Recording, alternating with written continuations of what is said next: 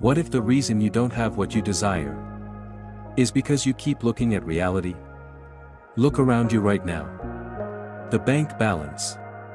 The empty phone. The job you don't like. The body you criticize. The silence. The not yet. You call this reality. But here's the uncomfortable truth: reality is just old news.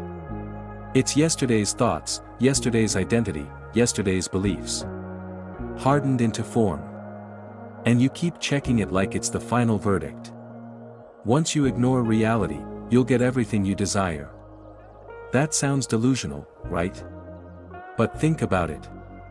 Every major breakthrough in human history came from someone who ignored reality.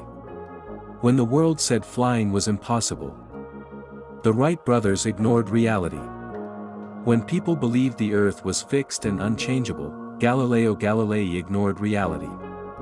Reality is just consensus belief made visible. And if you keep worshipping it, you stay trapped inside it. Here's the secret nobody teaches you: the moment you emotionally react to what you see, you reinforce it. You look at your empty bank account and feel lack. You just deepen the frequency of lack. You look at your relationship status and feel lonely. You just confirmed loneliness. You look at your circumstances and say, "This is my life." You just signed a contract with it. Most people are hypnotized by 3D reality. They chase, they react, they complain. They explain. They justify. And then they wonder why nothing changes. But the ones who get everything they desire do something radical. They ignore reality. Not physically, not irresponsibly. Mentally. They treat reality like a lagging indicator, not a command. They understand that what they see today is the echo of who they were yesterday. So instead of reacting, they assume. They assume wealth before the money appears. They assume love before the partner arrives. They assume success before the evidence shows up. And here's where it gets powerful. When you ignore reality, you stop chasing. When you stop chasing, you stop confirming you don't have it. And when you stop confirming you don't have it, something shifts. The energy reverses. Instead of you chasing the desire starts aligning with you. Most people think manifestation means forcing reality to change. It doesn't. It means becoming so internally convinced that reality has no choice but to catch up. Look at athletes before a championship. Look at entrepreneurs before a breakthrough. They don't stare at current limitations. They live in the end before it happens. That's not delusion. That's psychological dominance.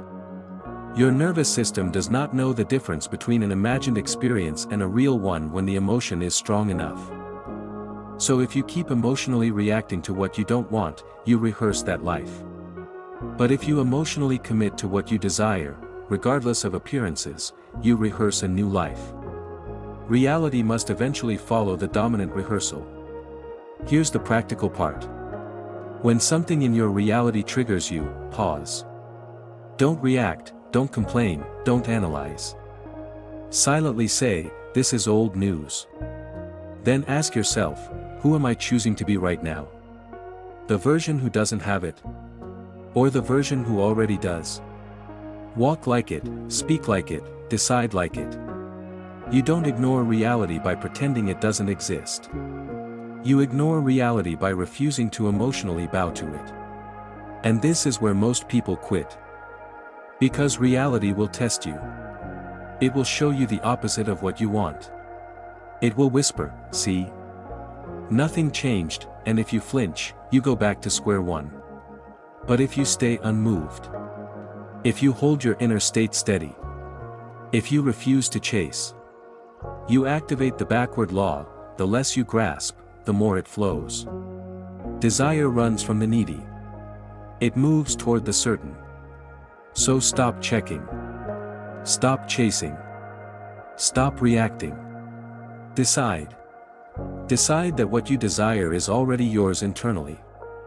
Let reality lag behind. Let it update in its own time.